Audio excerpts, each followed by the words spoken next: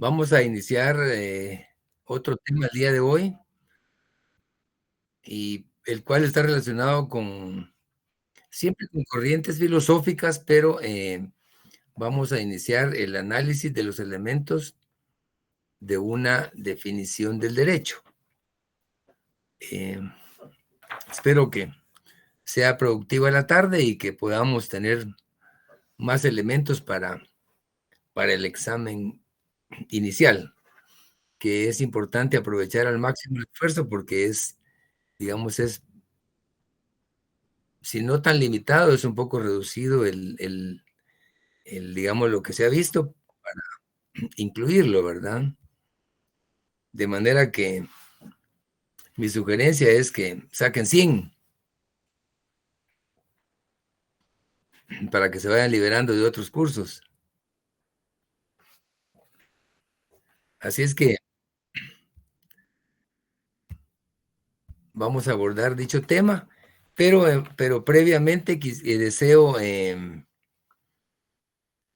tomar algunos minutos para abordar un tema previo, porque que nos va a permitir a tener más elementos y en alguna medida, a facilitar la comprensión de la temática que hemos venido abordando. Como ustedes saben, hay muchos filósofos, muchísima información, y que no es tan fácil como concentrarla. Pero revisando un poco la temática, me pareció interesante compartir con ustedes un resumen muy sucinto derivado de un libro. El autor de este libro es un filósofo cuyo nombre es Jean-François Lyotard. Jean-François Lyotard. No es muy conocido, digamos, en nuestro medio, obviamente, europeo, pero lo que me pareció interesante es que él escribió un libro eh, orientado a por qué filosofar. La pregunta que él hace es, ¿por qué filosofar? En otras palabras, trata de justificar el por qué hacer uso de la filosofía. Entonces, me pareció interesante. Al principio es un tema bastante denso, porque el que le trabaja la introducción al libro profundiza en temas así muy enredados, que si uno no tiene un poco de paciencia, no concluye a leerlo. Pero al desarrollar el libro, básicamente él se refiere a 4 temas. Y lo interesante es que eh, el libro prácticamente resume el contenido de 4 conferencias que él impartió en la Sorbona. Conferencias que impartió a un público selecto en Francia, y que en forma muy sucinta vamos a tratar de resumir esas 4 conferencias. Y ustedes dirán, caramba, 4 conferencias, eso es para no terminar. Y al final, si uno entra al desarrollo de cada una, por supuesto que requiere mucho tiempo y mucha explicación para poder asimilarla, pero lo que estamos tratando es de enfocar la esencia de lo manifestado. Así es que la pregunta es, previo a hablar de los elementos de una definición de derecho, ¿por qué filosofar? Si yo les pregunto a ustedes, así en forma a priori, ¿por qué filosofar? ¿Qué me diría alguien de ustedes?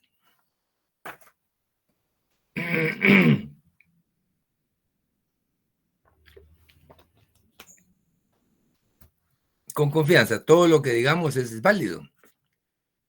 Es interesante, todos aprendemos. Aquí los dos. y hago un cheque por 400. Te lo firmo. Al portador o como sea. Licenciado, buenas tardes. Buenas tardes. Pues yo considero que se filosofa para intercambiar un tema y adquirir conocimientos nuevos, ya que el filosofar puede ser en un momento dado acerca de un tema específico o puede ser de una manera muy general. Interesante, ¿sí? ¿Qué tal, licenciado? Buenas tardes, mucho gusto. Fíjese que yo considero que ¿por qué filosofamos? Porque es una necesidad, es una cualidad humana. Tenemos algo que nos diferencia de todas las demás especies, que es la razón. Y esa razón, si la sistematizamos, pues podemos crear ciencia, podemos crear teorías, podemos crear epistemologías, podemos crear propuestas, y a raíz de eso podemos inferir de que al final el ser humano es eso, el sentido de la razón. Y por eso es que existe la filosofía, ¿no? Interesante, ¿sí?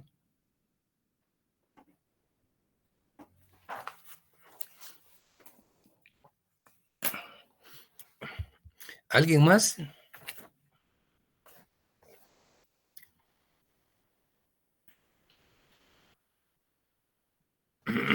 Bien, dejémoslo por ahí. Pero es interesante lo que han dicho los compañeros porque efectivamente se vuelve una especie de necesidad el cuestionar, ¿verdad? El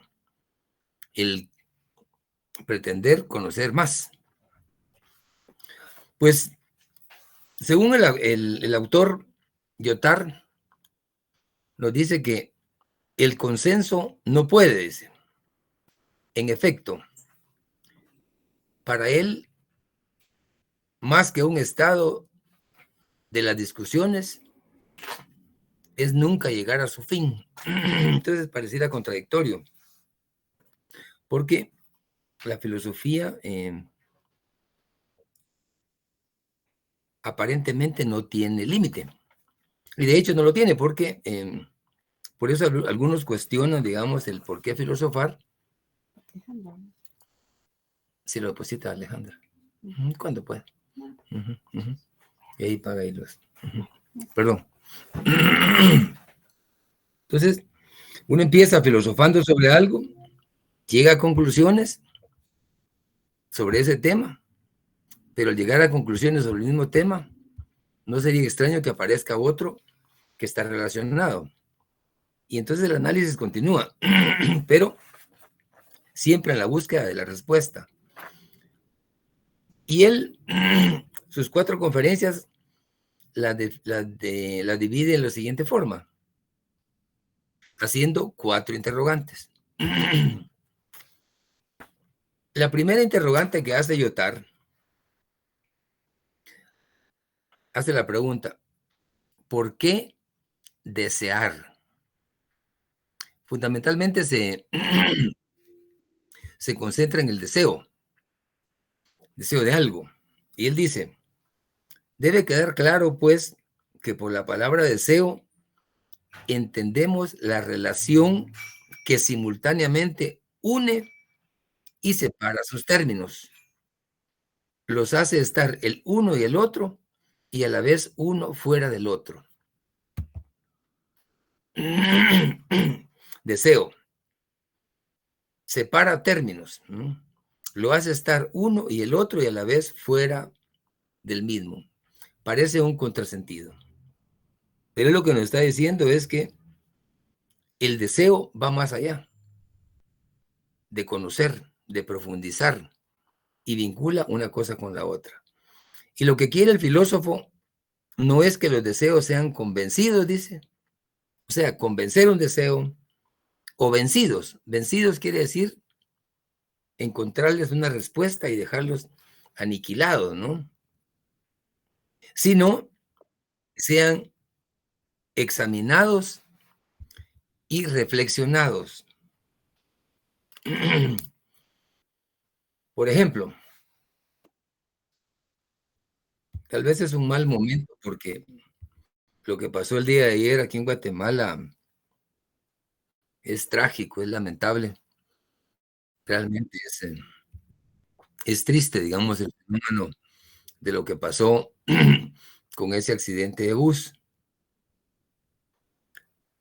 lo que le llaman ese busazo, y es una tragedia realmente lamentable para la familia, para la sociedad, y un mal ejemplo, digamos, de cómo se trata al ser humano, porque ese problema que se dio puede generar, por ejemplo, deseos de que haya una mejor legislación, deseos de que haya más responsabilidad. Y tomemos en cuenta que acá hay una responsabilidad compartida, tanto como con la falta de normativa, como con la irresponsabilidad empresarial. Tenemos tanto bus viejo, sin mantenimiento, que es obvio que lo que pretenden nada más es llenarlos de pasaje, hacer dinero, independientemente que los asientos estén destruidos, ¿verdad? Acá hay responsables, ¿no? Obviamente.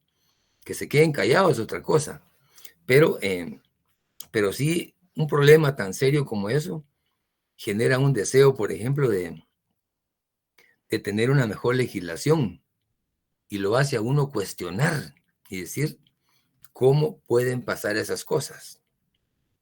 Imagínense, fallecieron, si no me equivoco, según la información, un promedio de 55 seres humanos.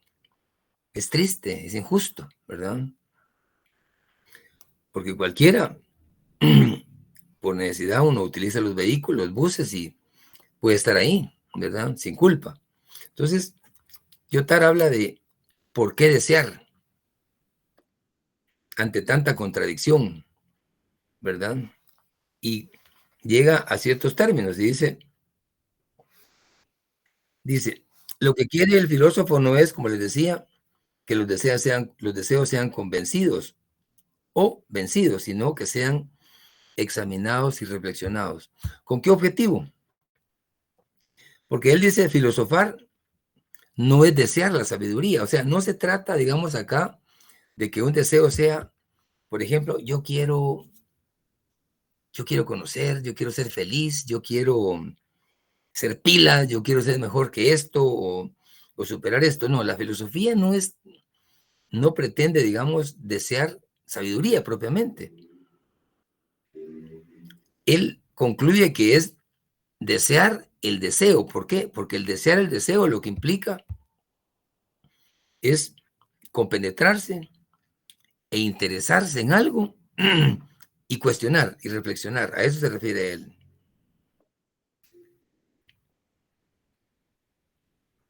Como dijo Hegel, es la hija del tiempo. La filosofía él le llamó como la hija del tiempo. ¿Por qué? Porque siempre estamos pensando, siempre estamos, digamos, tenemos los elementos para cuestionar, obviamente dependiendo de nuestro conocimiento, nuestra experiencia, ¿verdad? Y además dice, la filosofía no se atiene sino a la realidad de su integración por las cosas.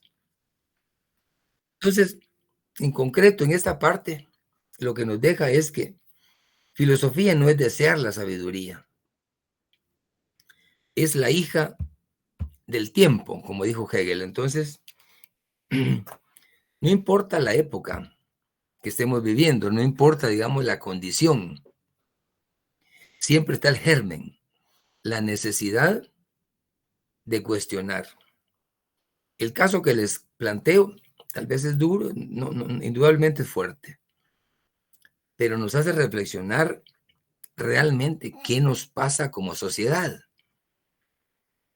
Yo les garantizo, conociendo la indolencia que nos ha caracterizado, que después de 15 días nadie va a hablar de ese problema.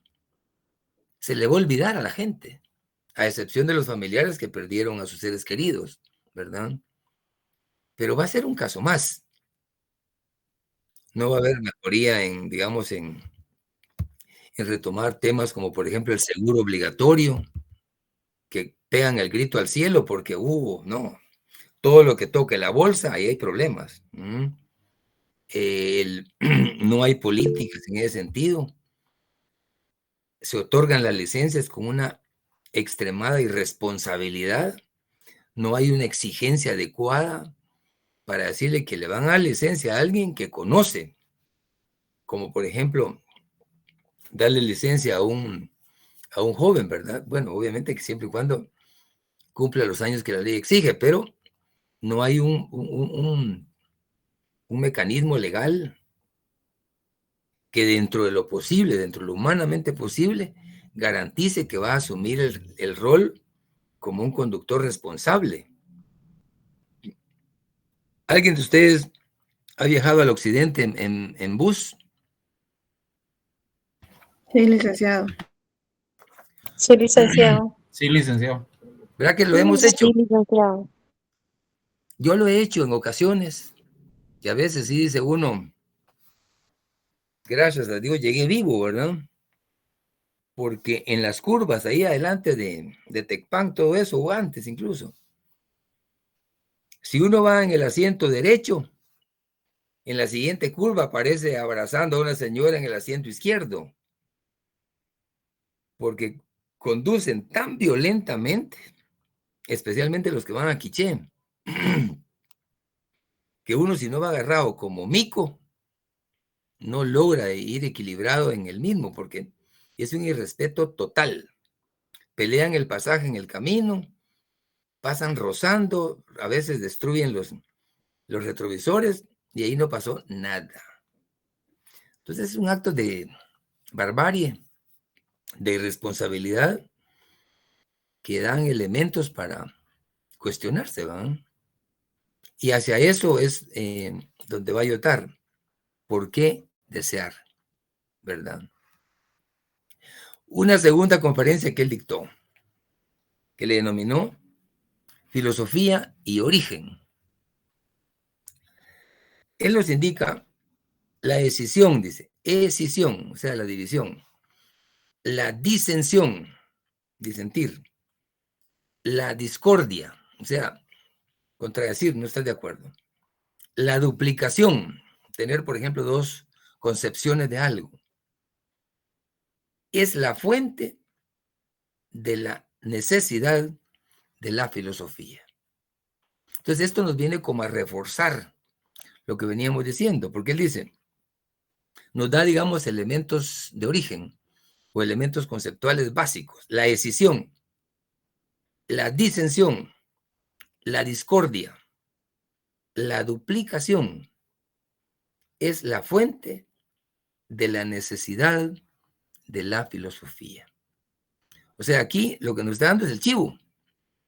Cuando hay discordia, cuando hay disensión, que no hay acuerdo también.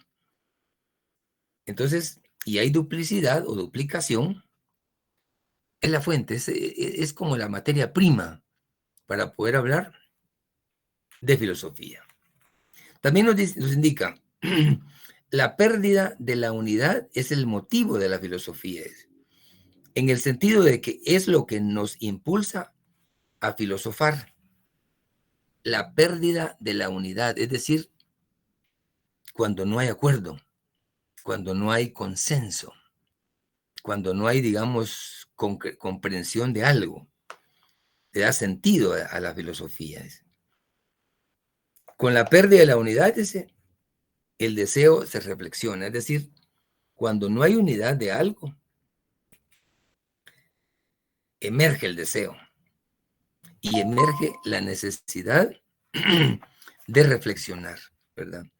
Todo esto que estamos planteando se puede ver fundamentalmente bajo el concepto teórico, pero lo importante es que esto nos da la base. A mí lo que digamos, mi apreciación y mi interés es que logremos como introducirnos en el tema y logremos como tomarlo, hacerlo nuestro, para que lo que leamos, lo que cuestionemos, lo que analicemos, le demos cierta óptica, ¿verdad? Esa es un poco la razón en ese sentido.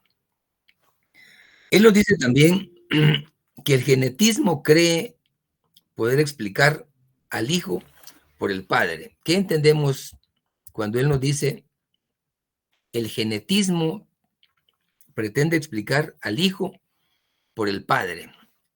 ¿Qué nos da esa frase o esa oración?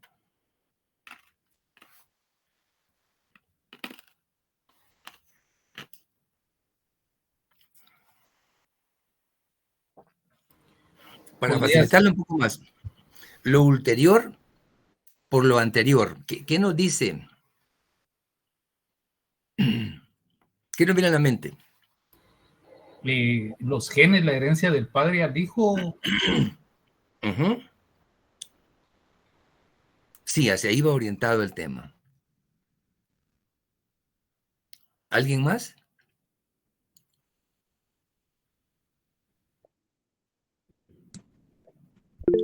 Podrían ser las similitudes que se van observando en el hijo que ya tiene el padre, por ejemplo, que la esposa o la mamá del señor se dé cuenta de las similitudes que viene trayendo el hijo del papá.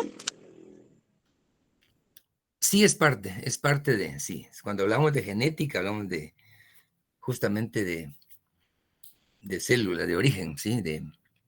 A eso se refiere, genetismo, genética. Y sí tiene relación bajo el enfoque, porque bajo el enfoque genético,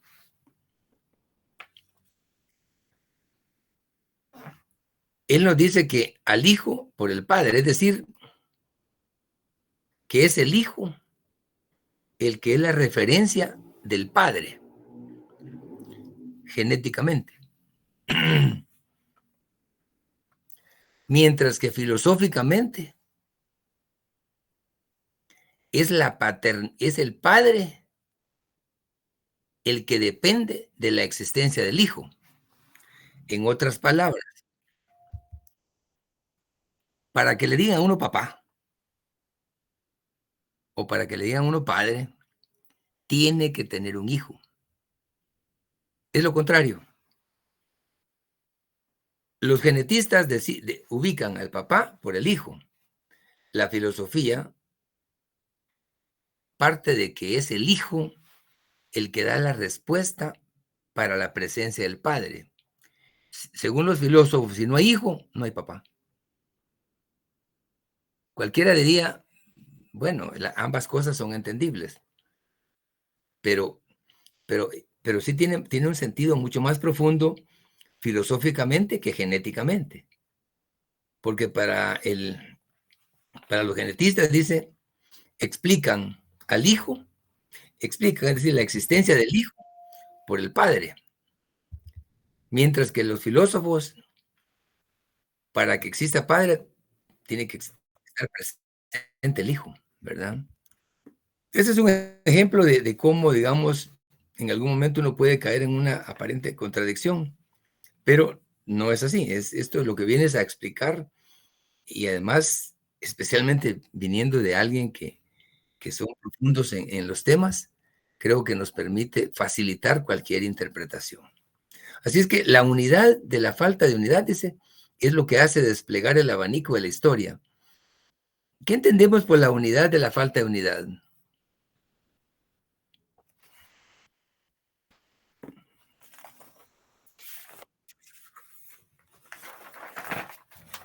La comunicación. La comunicación. La unidad de la falta de unidad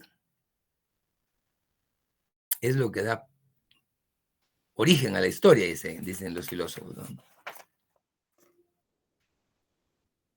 Lo que quieren decir, en otras palabras, es que hay acuerdo en el sentido de que las cosas están dispersas, no todo está consolidado, ¿verdad? Entonces, este tipo de reflexiones son los que le permiten a uno encontrarle sentido a la filosofía. Alguien podrá decir, incluso algunos filósofos han dicho, la filosofía no sirve para nada. ¿Por qué? Porque la filosofía no es ciencia. La filosofía no concluye, siempre está en un constante empezar y terminar, porque todo es cuestión de cuestionar. Pero ese proceso mismo lo que da son elementos para tomar decisiones o para concluir o como para tomar rutas adecuadas. Se van a dar cuenta que después de lo que estemos hablando de estas 4 conferencias o de estos 4 conceptos, vamos a entrar al campo del derecho y en algún momento nos vamos a retrotraer el porqué de ciertas cosas, ¿verdad? Así es que parece un sinsentido decir la unidad de la falta de unidad. Es lo que hace desplegar el abanico de la historia. La unidad de la falta de unidad, en otras palabras, es entender que las cosas son muy dispersas, ¿verdad? Y llegar a esa conclusión que le exige a uno ir más allá, ¿verdad? Tercero, sobre la palabra filosófica. El autor del libro nos dice, la lengua es una forma y no la sustancia. Lo que nos está diciendo es que el lenguaje es la forma, es el que nos permite comunicarnos, entendernos, ¿verdad?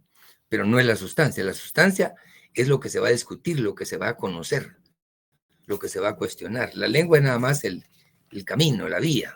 Y dice, la palabra filosofía no es la fe ni tampoco la de la ciencia. O sea, filosofía en sí no es fe, tampoco es ciencia.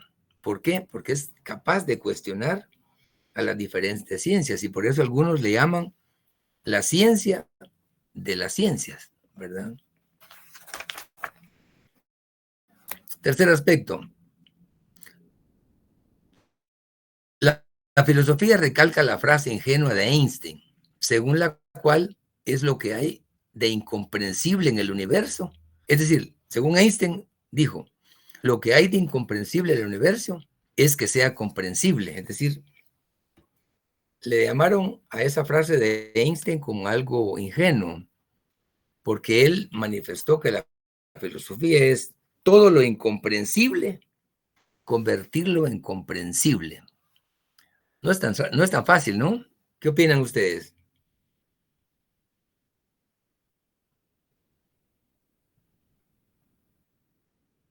Hay un programa de televisión que se llama Difícil de creer. ¿Lo has visto? Sí, Lick. Historias. Sí, Difícil de creer, cosas extraordinarias, ¿verdad? Entonces, ¿cómo hacer comprensible lo incomprensible? A eso se refieren que es una frase aparentemente ingenua, pero fue acuñada y ahí está en la historia, ¿verdad? Y lo dijo nada menos que Einstein.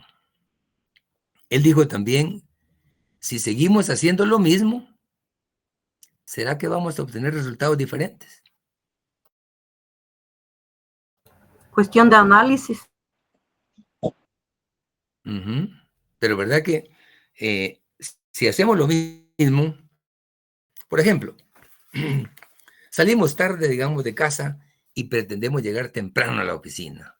Si siempre salimos tarde de casa, ¿será que vamos a llegar temprano a la oficina? No, licenciado. No. Cambiamos nuestros, por lo menos no madrugamos, no llegamos temprano. Sí, sí. O sea, tenemos que cambiar la estrategia, ¿verdad? Para poder, digamos, hacer algo diferente, ¿verdad? Y obtener resultados diferentes. Dice el autor, la palabra es filosófica no porque espere responder mediante vocablos, dice. Miren qué interesante. No es porque se pretenda responder mediante vocablos. Tampoco mediante un sistema, dice. Un sistema nítido como un fantasma, dice él. A la cuestión que plantea el deseo. Y aquí volvemos a la primera conferencia sobre el deseo de desear. Sino solamente porque sabe que, como toda palabra es asida, incluso cuando su mayor deseo es asir. Cuando él dice asida o asido, ¿a qué se refiere?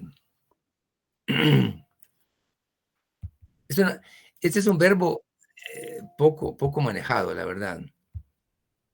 Es un verbo transitivo, de muy poco uso. Pero acá él cuando dice, sino solamente porque sabe que, como toda palabra es asida, incluso cuando su mayor deseo es asir. Asir es, en otras palabras, es hacer, ¿verdad? Entonces dice, la palabra es filosófica no porque espere responder mediante vocablos, ¿no? O sea, no podemos decir propiamente, digamos, eso es filosofar, solo porque lo estamos diciendo, ¿no? Tiene que haber sentido, digamos, deseo y sentido de cuestionar y saber hacerlo, ¿verdad? No todo es filosofía, mucho puede ser charlatanería, ¿verdad? O dicen que estás filosofando vos o que fumaste, le dicen a alguien, ¿verdad? Estás loco vos, le dicen, ¿no? No es solamente eso. Tiene que haber sentido, ¿verdad? Y razón de ser. Y por último, en los 4 puntos que quería compartir, nos dice el autor Lyotard sobre la filosofía y la acción. Él manifiesta que el problema que plantea la acción, es decir, dice, a la transformación del mundo. ¿Cuál es el sentido latente de la realidad? Dice? ¿Cuál es la aspiración? El deseo. Él insiste mucho en el tema. ¿Y cómo expresarlo? Dice, para que pueda actuar, es decir, para que tenga poder, para que tenga resultado, porque si nos ponemos solo a discutir, y a discutir en forma, han escuchado ustedes, esa es una discusión bizantina, ¿verdad? Discusiones sin sentido, eso no es filosofar, no. Filosofar es otra cosa, ¿no? Entonces, hablar y cuestionar así sin sentido no llega a ningún lugar. El pensamiento y la palabra solamente pueden ser verdaderos si la realidad viene al pensamiento, si el mundo viene a la palabra. Es decir, cosas serias, cosas reales, que podamos traerlas al ámbito de la discusión para encontrarle sentido a las cosas, ¿verdad? Por ejemplo, queremos discutir, por ejemplo, filosóficamente sobre nuestro método de estudio o sobre la educación superior. Por supuesto que hay una arista o hay un bagaje de conocimientos que hay que discutir para hacerlos propios, ¿verdad? Entonces, ¿por qué? Porque la educación incide extraordinariamente en nuestra vida.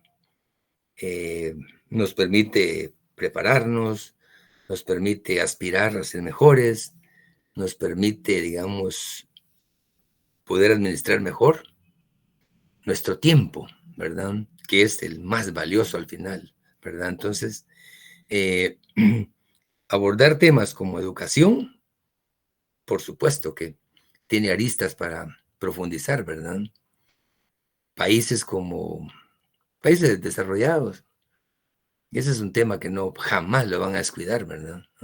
Le invierten tanto en educación, ¿por qué?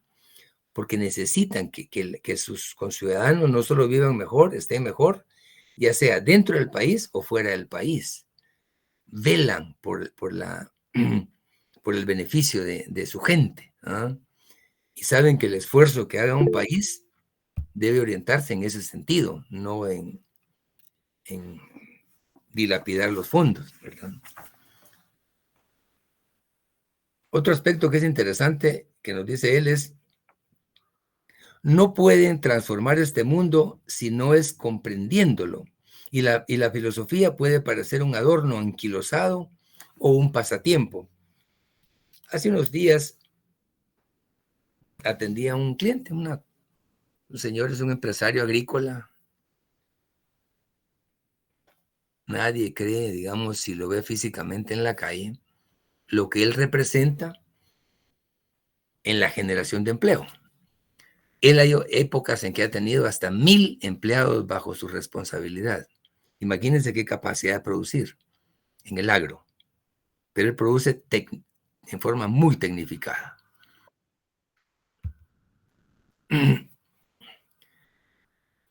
Y me decía en una conversación que tuvimos, mire, licenciado, me dice, es que uno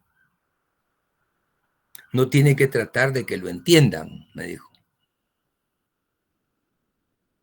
Uno tiene que entender a la gente, me dijo. Me dejó con una gran reflexión, porque él no pretende que sus trabajadores lo entiendan. Él hace un esfuerzo por entender el trabajo de cada uno de ellos y darle un trato como tal. No espera que por ser el empresario y el que paga, actúe como se le ocurra en su mente, independientemente de lo que piensen los trabajadores. Es cuidadoso, entonces dice, no, trato de entender al trabajador, ¿verdad? Para tener una relación armoniosa y obtener los resultados que pretende. No es un déspota, ¿verdad? Entonces, una persona de condición con una formación corta, pero con una vasta experiencia, ¿verdad? Por años, no es, él es un terrateniente, pero que genera una cantidad de trabajo sin publicitarlo, ¿verdad? Entonces, hacia esto va acá lo que nos dice el filósofo. No se puede transformar el mundo, dice, si no es comprendiéndolo. Comprendiendo. Por ejemplo, un tema que nos puede, digamos, que podemos abordar filosóficamente. El tema de la migración nuestra. El tema del migrante es un problema grave para el país.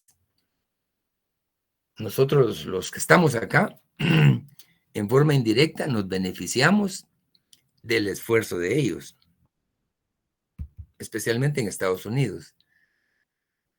Pero para llegar allá en su momento, definitivamente pusieron en riesgo su vida. Entonces, y lograron llegar. El problema es que hoy los están expulsando, pero ese es un tema bien delicado que nos debe hacer reflexionar, en primer lugar, de cómo evitar que eso se dé. Pero para que eso no se dé, tenemos que hacer esfuerzos para mejorar las condiciones de vida del país, porque si algo es duro, jóvenes, es la pobreza. Eso es serio. El no tener lo suficiente para sobrevivir, para vestirse, para tener recreación y diversión o educarse, es dramático. Yo a veces cuestiono, por ejemplo, cuando voy al interior y veo en una tienda a un niño de unos 5 años o 6 tomándose una Coca-Cola y comiéndose un Tortrix. Para mí eso es terrible, porque ese niño con esa Coca-Cola y ese Tortrix pretenden que desayune. ¿Qué sustento puede tener eso? ¿Qué nivel de alimentación puede implicar? Temas fuertes que existen. Pues, y por último, sobre este tema, aquí dice, pues, ¿por qué filosofar? Va concluyendo, digamos. Porque existe el deseo, porque hay ausencia de la presencia. Muerte en lo vivo, dice. Y porque tenemos capacidad para articular lo que aún no está.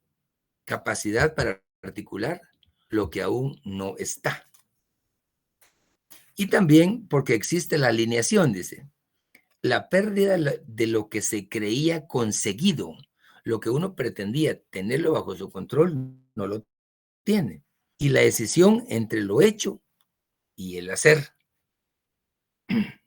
Parece un contrasentido, pero no lo es. Entre lo dicho y el decir.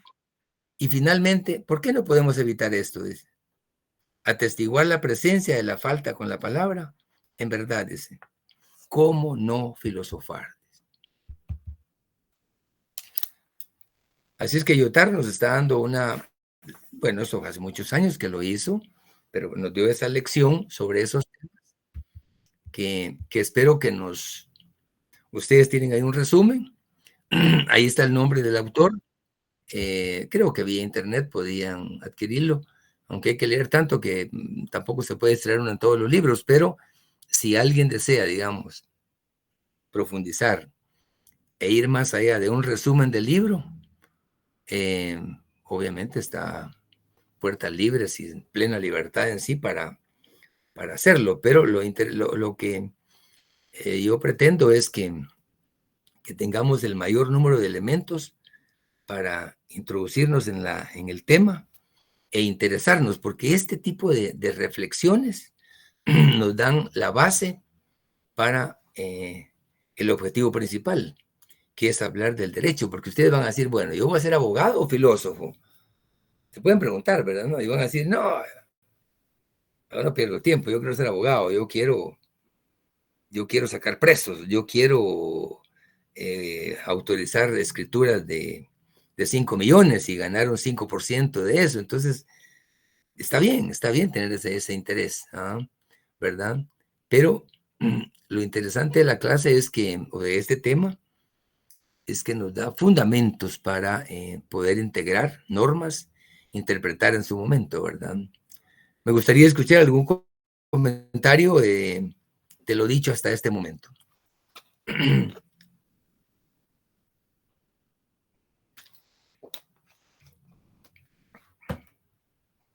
Con confianza.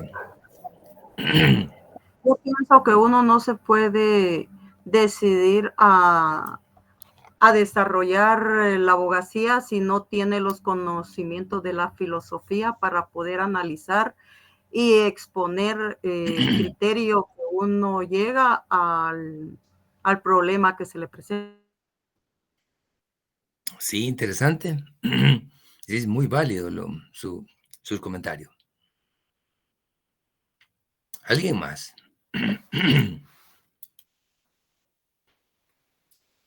¿Qué nos dice Stephanie Giselle? Jocelyn Gómez, cualquiera. Un gusto, licenciado. Lo que pasa es que estoy un poquito afónica. No sé si me escucha. Sí, le escucho.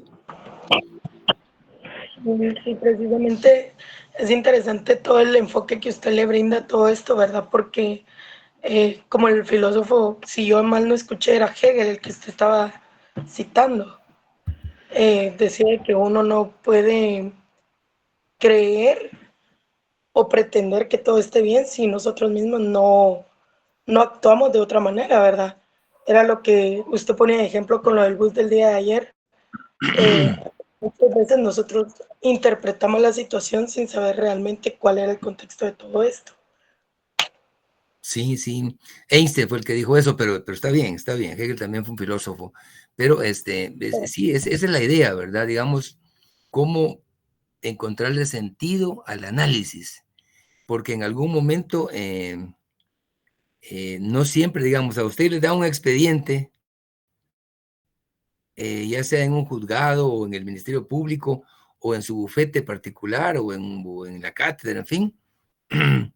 Lo primero es conocer el origen, el propósito para llegar a conclusiones, porque uno no puede partir, digamos, por ejemplo, de una denuncia o una querella solo por lo que dicen en el contenido. Hay que profundizar, hay que ver con qué acreditan lo que están argumentando o cómo se acredita lo contrario, cómo se prueba lo contrario. Entonces, hacia eso vamos, hacia la necesidad de profundizar. Por ejemplo, si analizamos una sentencia, tenemos que ver la parte considerativa de la misma, que es básicamente los antecedentes de la misma.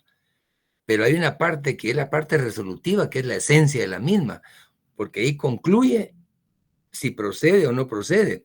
Pero para llegar a esa conclusión, tiene que haber un sustento, ¿verdad? Tiene que haber una base, ¿verdad? Por eso, por ejemplo, cuando hablamos de una escritura pública, si no hay comparecencia en la cláusula, en el inicio de la escritura, podrán escribir cualquier cosa y podrán hacerlos comparecer en la segunda o en la tercera cláusula. Esa escritura pública nunca va a nacer a la vida, porque el registro de la propiedad la va a rechazar sin ninguna discusión, porque es rechazable, porque la comparecencia es el fundamento, es la esencia, digamos, de quién está, digamos, interviniendo en el negocio jurídico, ¿verdad? Entonces, a eso es a lo que nos lleva, digamos, el cuestionamiento de las cosas y el conocer las cosas, ¿verdad? Ajá. Pero espero que esto nos dé elementos para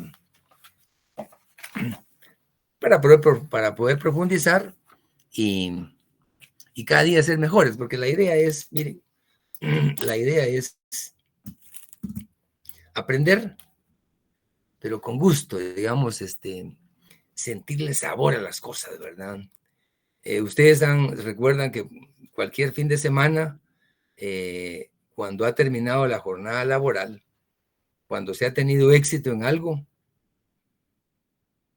aunque uno brinde con un vaso de horchata, lo hace feliz, porque siente que cumplió con una labor importante o tuvo un propósito importante, ¿verdad? En una negociación. Entonces, así es como debemos ver el estudio, como una oportunidad de conocer, de ser diferentes y de tener, digamos, criterio y sentido. Hoy tuve la oportunidad de reunirme con un grupo de magistrados del más alto nivel y analizábamos un poco los resultados del viernes, de la elección. Nosotros, como profesionales del derecho, tenemos un colegio enorme. Somos el colegio más grande, creo que de Centroamérica, digamos, como colegio de abogados y notarios. Somos más de 50,000 los que estamos ya inscritos. ¿Y qué espera uno del gremio? Espera uno capacidad, interpretación, compromiso, respuesta, ¿no? Guía, conocimiento, asumir responsabilidades. Sin embargo, cuando uno ve resultados de una elección, se cuestiona, porque a veces votamos, pero no elegimos. Entonces la pregunta es, ¿qué nos pasa? ¿No? Si eso pasa a nivel profesional, ¿cómo le vamos a pedir al país que elija adecuadamente? ¿Cómo? ¿No les parece? Lo que pasa, yo lo veo ahí, licenciado, que la mayoría de las personas que fueron a votar van viendo sus propios intereses. Dramático. Además, hay muchos abogados muy jóvenes que se dejan influenciar por, tal vez desconocen bastante de la política y se van por la planilla 10, ¿verdad? Que sí, que lo metieron preso, pobrecito, el voto en contra. Me agrada, digamos, escuchar los comentarios en el sentido de que sí, a veces se toman las cosas con mucha ligereza y es cierto. Hoy yo lo planteaba justamente, que muchas veces nos dejamos llegar por conservar un trabajo o por conseguir un trabajo. En la vida hay que ser uno cuidadoso. Obviamente tampoco se trata de contradecir por contradecir y de oponerse por oponerse. No se trata de eso. Si uno va a oponerse a algo es con sentido y siempre con prudencia, obviamente. Pero lamentablemente esos extremos no siempre se dan, ¿verdad? Pero no hay que declinar y no hay que desistir, hay que seguir. Confiamos en que las nuevas generaciones vengan con más preparación y con un criterio distinto, porque que vengan a alimentar y a cambiar las cosas, porque no podemos seguir haciendo lo mismo realmente, ¿no? O sea, yo les garantizo, no es que conozca mucho al mundo, pero sí he tenido la oportunidad de viajar. Conozco varios países. Y realmente cuando uno compara al país con otro, aquí muchos dicen, Guatemala es el país más pobre, más esto, lo otro. Pero cuando uno viaja y conoce cada país de Centroamérica, por ejemplo, para quedarme ahí de momento, definitivamente no lo cambio. A pesar de todo el enredo del país, Guatemala sigue siendo el país de la eterna primavera. Es un gran país. Sin embargo, por muchas razones, casi no hemos avanzado lo que debiésemos haber avanzado. Porque si fuésemos más consecuentes con nuestro país, miren, yo creo que hasta fuéramos desarrollados. Es increíble. Tenemos un país de bendición. Ustedes van para el occidente y encuentran cualquier cantidad de frutas. Si van al sur, igual. Van a oriente, que es seco y todo, el ambiente es distinto. Pero ahí encuentran desde mango de coche hasta mango de pita y de nances, de naranjas, piña y de todo. Y si se van para el norte también. Claro que cuando uno llega a Petén cree que llegó a otro país, pero Guatemala, comparado con Centroamérica, no solo es el país más grande del área, sino que el más rico en su naturaleza. Una biodiversidad que tenemos impresionante, pero aún así no la cuidamos, ¿verdad? Pero bueno, no nos vamos a salir del tema para ir concluyendo. Como siguiente punto en el programa del día de hoy, vamos a hablar ya, entrando un poco en materia, sobre el tema de empezar a analizar la definición del derecho. ¿Por qué les digo esto? Porque nosotros a veces confundimos la ley con el derecho. Y ahí es donde empezamos a equivocarnos. Por ejemplo, si hablamos de la potestad legislativa del Congreso o de la iniciativa de ley, no es lo mismo que hablar de derecho. ¿Qué artículos regulan lo que se refiere a la iniciativa de ley? ¿Quién tiene en mente eso o quién lo puede encontrar en términos de unos segundos?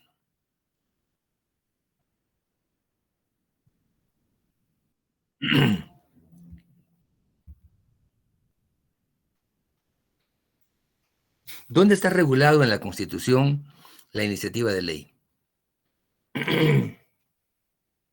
En el artículo 174, licenciado. ¿Lo podría leer? Si es tan amable. Vic, solo deme un momento, es que no tengo la Constitución No tiene, a la bueno, mano. pero sí, efectivamente, ahí está regulado en el artículo 174. Y en el 157 encontramos la potestad legislativa.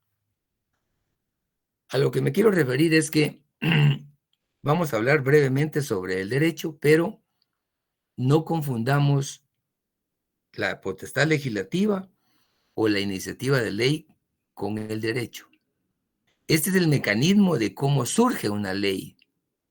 Y la ley obviamente contiene aspectos relacionados con el derecho, con normas jurídicas que son de carácter obligatorio, a diferencia de una norma social o una norma moral que es convencional. Ajá. Entonces, lo importante es que tengamos bien claro que una cosa es la ley y otra cosa es el derecho, ¿verdad? Por favor, para que no lo hagamos, tomemos como sinónimo. Entonces, para entender un poco el derecho, es necesario que hablemos de algunos aspectos previos. Y dentro de ellos, el poder. En una forma resumida, les quiero hacer parafrasearles el contenido de una novela. Van a decir, qué viejito tan aburrido, van a decir ustedes, pero les voy a hablar de una novela. Pero no les estoy hablando de Mujeres de Arena, ni de 3 mujeres y un destino, no. Una novela clásica que nos da algunos elementos. La novela se llama Vida y Aventura de Robinson Crusoe. Vida y aventura de Robinson Crusoe. Eso lo pueden encontrar ustedes en la historia del poder, porque es una símil que hace. Es una novela clásica, ¿verdad? Vida y aventuras de Robinson Crusoe. Esto se desarrolló en el sur del continente. Lo que sucede en forma muy resumida, Robinson Crusoe es el protagonista de la misma, y él sufre un naufragio. Posterior a 25 años de soledad en una isla, arriba en una barca, a las orillas de la isla, un grupo de caníbales, pretendiendo devorar a 2 hombres. Fíjense que esta historia, no sé si alguien en alguna clase se las comentó, porque esto es algo clásico, es algo, ustedes van a decir, esa vaina, como dicen los cubanos, ya lo sé, ya es viejo, es repetitivo. Pero aquí nos va a dejar 2 enseñanzas. El protagonista de la novela es Robinson.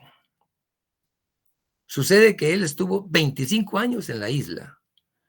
¿Cómo se llama aquella película de un famoso artista, que es, por cierto, bien interesante, que se llama El Náufrago? Tom Hanks. Tom Hanks. ¿Alguien vio esa película? Sí, licenciado. Sí. ¿Les pareció? Buenísima. ¿Verdad que es buenísima? ¿Cómo se llamaba la figura aquel con el que conversaba él? Wilson. Señor Wilson. Wilson, para no volverse loco, él tenía que generar esa interacción. Esto es algo similar. El protagonista de esta novela es Robinson Crusoe. Entonces, imagínense, bueno, ni pensar 25 años en una soledad, qué tristeza, ahí sí que es terrible, pero bueno, él estuvo 25 años solo. Imagínense, necesitaba help, decía él, ayuda, y nadie llegaba. En una ocasión llegó una embarcación con un grupo de caníbales. Y llevaban a 2 hombres los caníbales, con una gran algarabía. Y él dijo, bueno, aquí hay problemas. Entonces se enfrentó y logró rescatar a uno de los hombres, que llevaban, obviamente, para devorárselo, pues, para comérselo, ¿eh? Él lo salvó.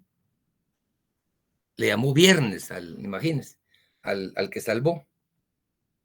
Entonces el que salvó, el que fue rescatado, inclinó la cabeza en la arena y él mismo se puso el pie de Robinson Crusoe sobre la cabeza. Y le dijo a Robinson, a partir de hoy, soy su esclavo. Haga conmigo lo que quiere, ordene lo que quiere, en agradecimiento a que le salvó la vida.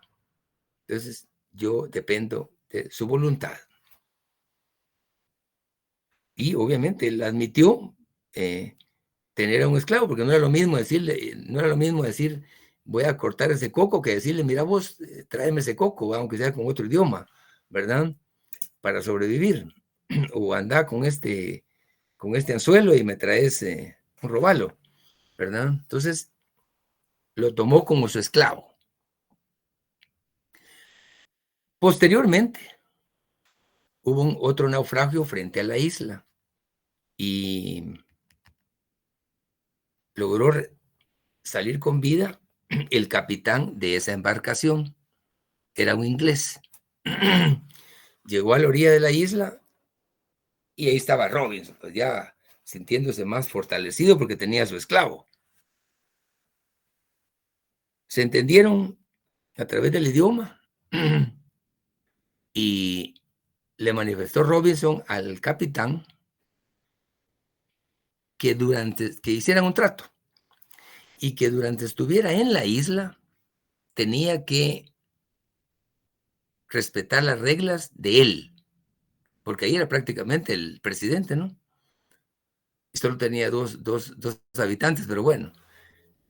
Lo cierto es que el capitán le dijo, está bien, le dijo, acato su comentario a cambio de él, le dijo.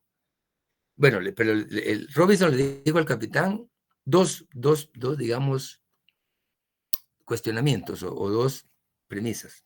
Primero, acate durante esté acá. Y en segundo lugar, cuando rescatemos su embarcación, le pido que me lleve a Londres pero no le voy a pagar el pasaje, le dijo. Usted me lleva a Londres en su embarcación. Y el capitán le dijo, de acuerdo, lo llevo y no le cobro. Y dicho concepto, dicho comentario, tuvo su cumplimiento. Durante estuvo en la isla, acató las reglas de Robinson, y cuando ya tenían la embarcación prevista, retornó a Londres, cumpliendo con la palabra. Concluyo. A ambos les salvó la vida. Al que iban a devorárselo los caníbales y al inglés, que era un capitán de una embarcación. Mensaje.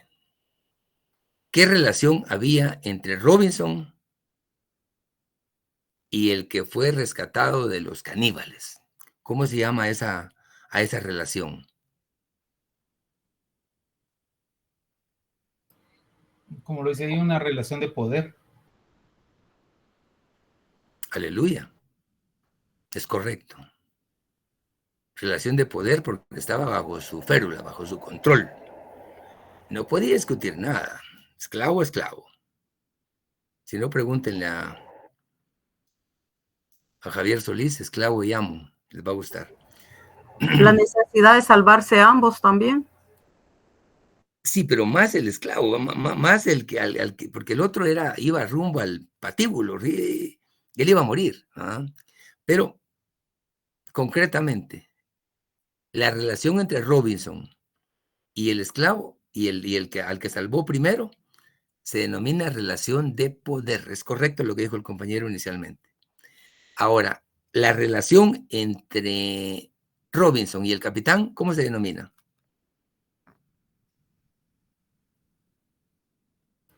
Relación de derecho. Ya ganó la clase Sosa usted.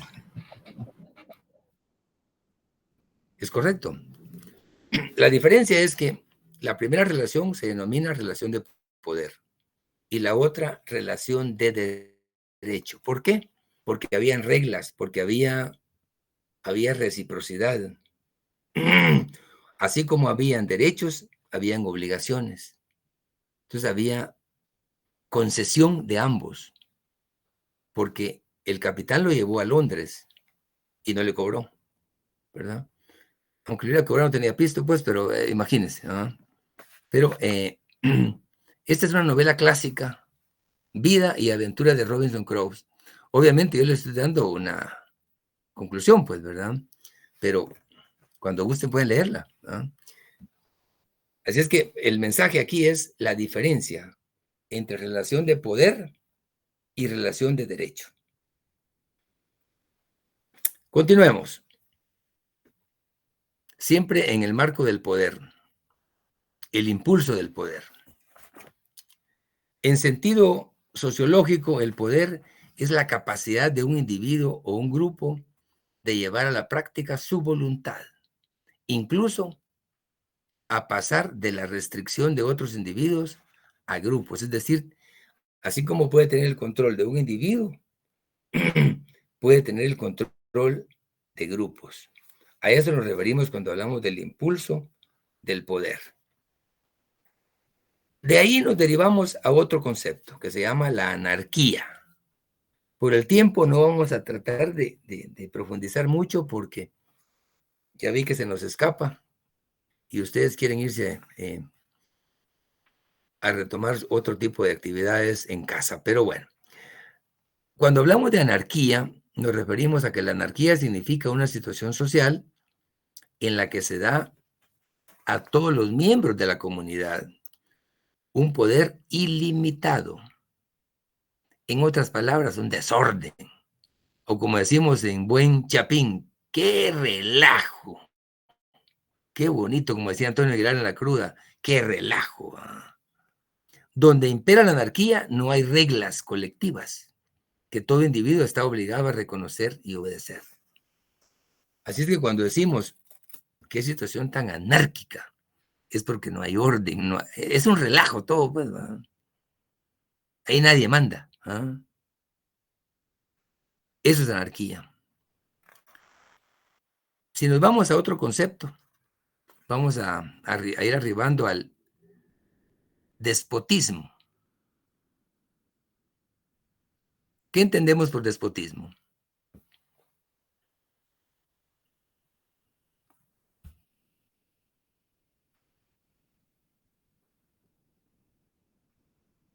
¿Cuál es la diferencia entre anarquía y despotismo?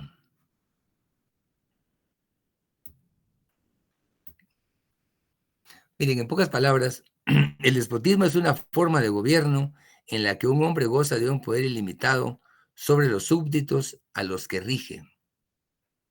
¿Han escuchado ustedes el concepto despótico? Despotismo es eso. Cuando hay un hombre fuerte, no necesariamente estamos hablando de una dictadura, estamos hablando de alguien que gobierna y goza de un poder ilimitado, ¿verdad? Regularmente, obviamente, esto aplica también a un dictador, ¿verdad? Pero el despotismo es eso. Forma de gobierno en donde un hombre goza de un poder ilimitado en contra de los súbditos. Ya teniendo qué es anarquía y qué es despotismo, ya se nos facilita brevemente abordar el aspecto del derecho. Y dentro de ese sentido, la naturaleza del derecho en general, ¿verdad? Su propia naturaleza del derecho es un término medio entre anarquía y despotismo. ¿Por qué? Porque trata de crear y mantener un equilibrio entre esas dos formas extremas de la vida social. Obviamente, este es solo el iceberg, o sea, hablar de definición de derechos va a ser otra cosa, pero lo importante aquí es que empecemos como a socializar y a profundizar en que ante un ambiente anárquico, obligadamente hay que tomar orden, tiene que haber control, tienen que haber reglas. Evidentemente, si hablamos del despotismo, alguien puede imponerlas, pero a su manera, ¿verdad? Por ejemplo, ¿alguien ha leído El Señor Presidente? En algún momento alguien me dijo que sí, ¿verdad? O algunos lo han leído.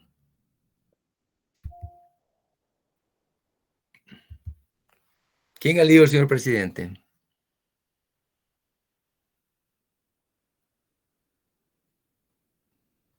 ¿O quién es el autor del Señor Presidente? Miguel Ángel Asturias. Miguel Ángel Asturias, sí. ¿Sobre qué periodo desarrolló la obra?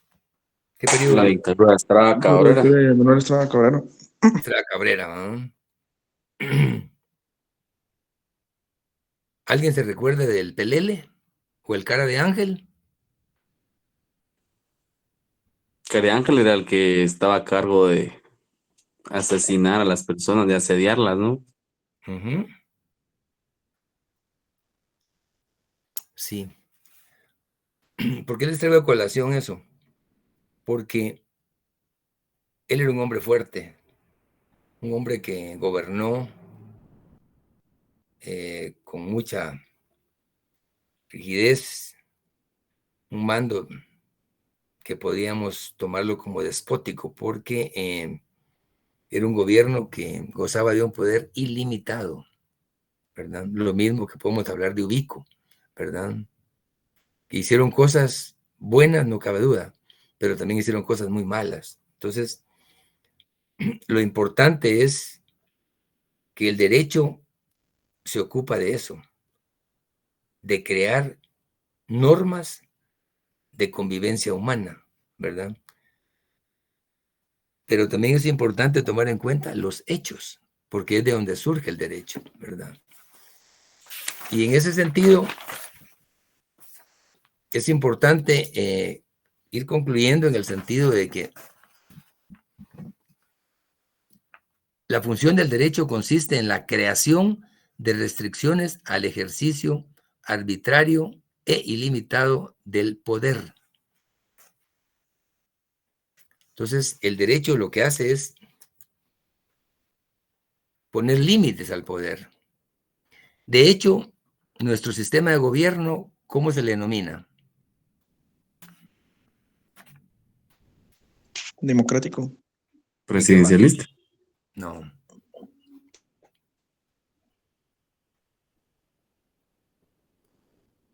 Republicano. Republicano. Y democrático. Democrático. Y soberano. Representativo. Correcto. ¿Qué implica eso? Somos una república. Y ese es el sistema de gobierno. Es decir, eso es lo que está establecido en la Constitución y que debemos de velar porque eso se cumpla, ¿verdad? Pero efectivamente es un gobierno democrático representativo, ¿verdad? Y a eso es lo que le denominamos un gobierno republicano. ¿Por qué? Porque hay división de poderes. Una cosa es lo que hace el Congreso, que está establecido en el artículo 157 de la Constitución, que es la potestad legislativa. Es un órgano. Otra cosa es lo que hace el Ejecutivo, encabezado por el presidente de la República, elegido democráticamente. Y otra cosa es el Poder Judicial. Son tres cuerpos, tres órganos que le dan la vida o la existencia a un gobierno republicano. ¿Qué pasa si hay interferencia entre un poder y otro? Fácilmente podemos caer o en la anarquía, o también qué pasa si el gobernante asume demasiado poder. Por ejemplo, yo quiero manifestarles que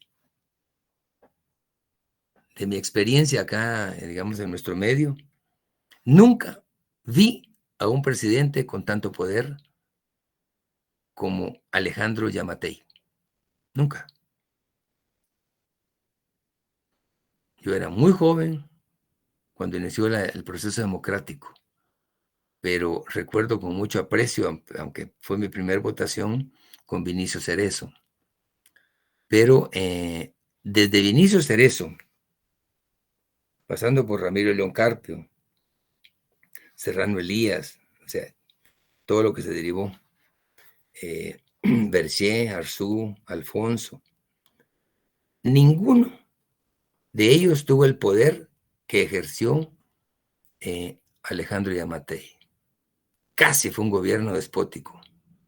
Él tenía control del Congreso, del Judicial en gran medida, y no digamos del Ejecutivo, ¿verdad? Y eso no es república. Ajá. República es otra cosa. República es cuando se respetan los poderes, cuando cada uno juega su rol. Y así debe de ser. La resolución de un juez, aunque no me guste, tengo que respetarla. Yo no tengo la capacidad para decir, este es un juez corrupto o es esto o lo otro. Porque en una sentencia siempre va a haber uno a favor y uno que va a salir favorecido y otro no. Pero es incorrecto venir y decir, este es un juez corrupto. Si a mí no me consta, digamos, el desarrollo, el por qué resolvió así, ¿verdad? Pero cuesta entender y cuesta que nuestra cultura nos permita diferenciar una cosa de la otra. Pero lo importante de un régimen republicano es eso, división de poderes, ¿verdad? Si no, o caemos en el despotismo, aunque sea despotismo ilustrado, que ese es otro concepto, o en la anarquía, que nadie gobierna, que todo el mundo hace lo que se le dé la gana, ¿verdad? Ajá.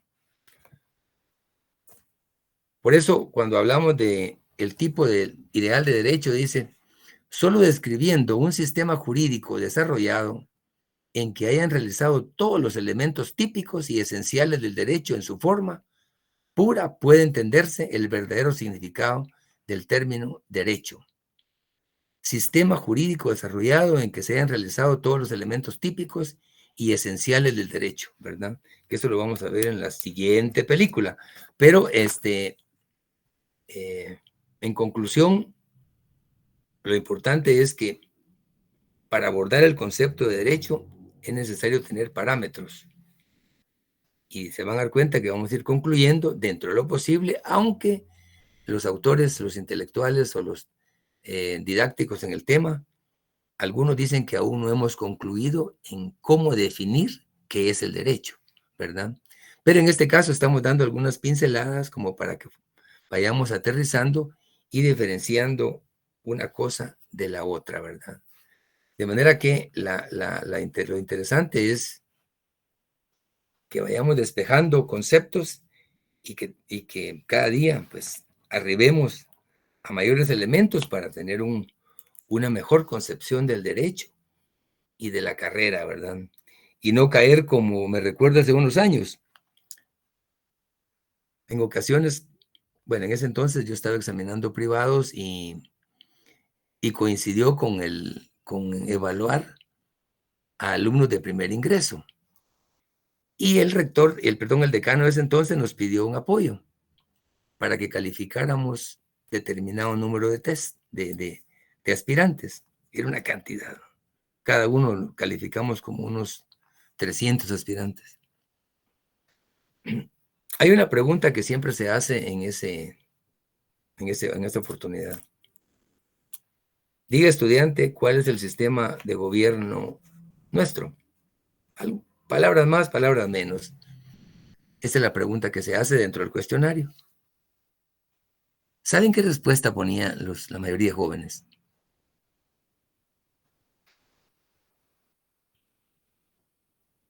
La pregunta era, ¿cuál es el sistema de gobierno que nos rige? Algo así. ¿Saben qué contestaban? Les estoy hablando de hace unos 6 años más o menos.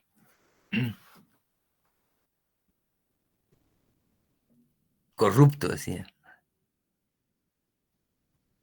¿Qué gobierno tenemos? Corrupto, decía. Esa era la respuesta. Así es que, si les pregunto qué sistema de gobierno tenemos, por favor, espero una respuesta que diga republicano, representativo y democrático. ¿Por qué democrático? Porque hay poderes, porque hay elecciones, ¿verdad? Hay relevo, hay cambios. Lo que estamos haciendo ahorita en el colegio es cambiando la posibilidad de cambiar a los integrantes de junta directiva. Y eso es parte de la democracia, ¿verdad? Representativo, porque nos va a representar, porque se supone que hay idoneidad y que lo estamos eligiendo de acuerdo a nuestro leal saber y entender. Estamos transfiriendo ese poder para que ellos dirijan el colegio, ¿verdad? Así es que si eso lo aplicamos al mundo democrático o al mundo electoral, es similar, solo que es a otra escala, ¿verdad? ¿Algún comentario, estimadas amigas y amigos?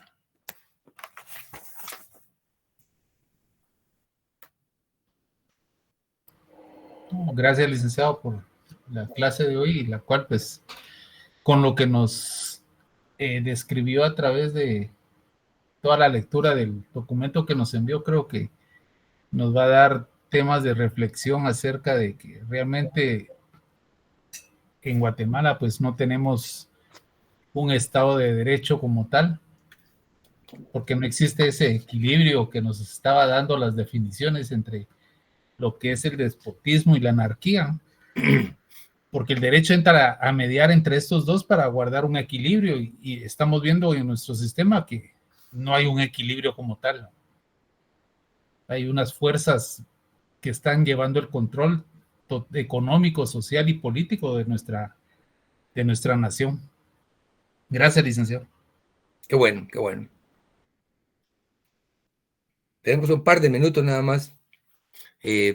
¿Algún comentario? Una joven ahí que nos quiera ilustrar ahí con su análisis.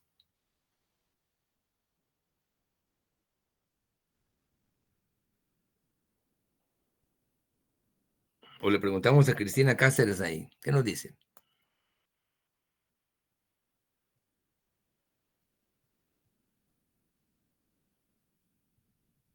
Bien, si no hay otro comentario, pues ha sido un gusto y los invito a que estemos ahí pendientes de la próxima clase. Ya se avecinan los exámenes, aunque el contenido no es aparentemente tan amplio. Mi sugerencia es, vayámonos preparando porque, sí les digo, no pregunto cosas que no hayamos visto. Eso sí les digo, ¿verdad? No hay preguntas aquí sacadas de la manga o interés de afectar. El interés único es que todos aprendamos, ¿verdad?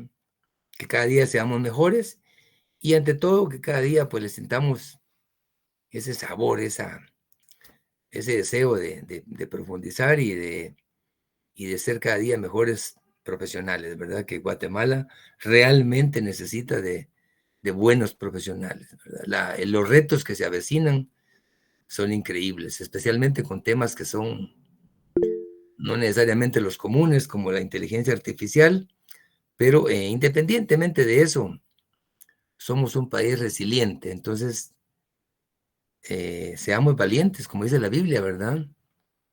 Entonces, porque Jehová está con nosotros, pero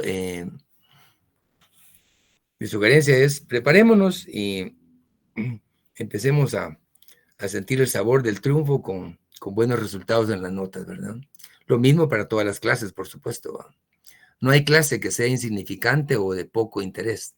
Todas tienen lo suyo y todas contribuyen a un conocimiento dentro de lo posible holístico. Así es que cuídense mucho y que tengan una buena noche. Muchas gracias. Gracias, Lick. Buenas noches. Felicidades.